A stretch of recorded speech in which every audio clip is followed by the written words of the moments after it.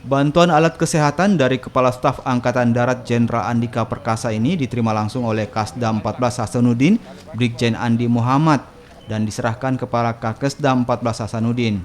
Bantuan alat kesehatan ini didistribusikan kepada sejumlah rumah sakit yang ada di Sulawesi Selatan, yakni Rumah Sakit Sumantri, Kota Parepare, Rumah Sakit Yasin, Kabupaten Bone, dan Rumah Sakit Ismoyo Kendari, Sulawesi Tenggara.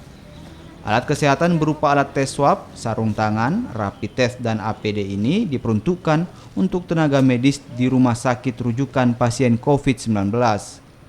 Diharapkan dengan adanya bantuan APD ini, penanganan pasien COVID-19 tidak lagi terhalang dengan keterbatasan alat pelindung diri.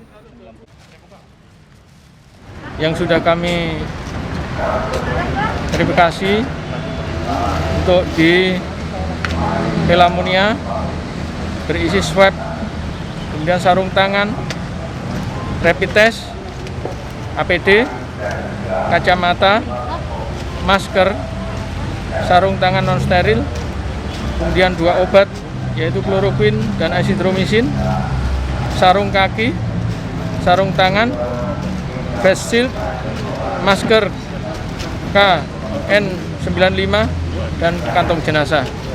Semua sudah kami terima, Bapak. Terima kasih.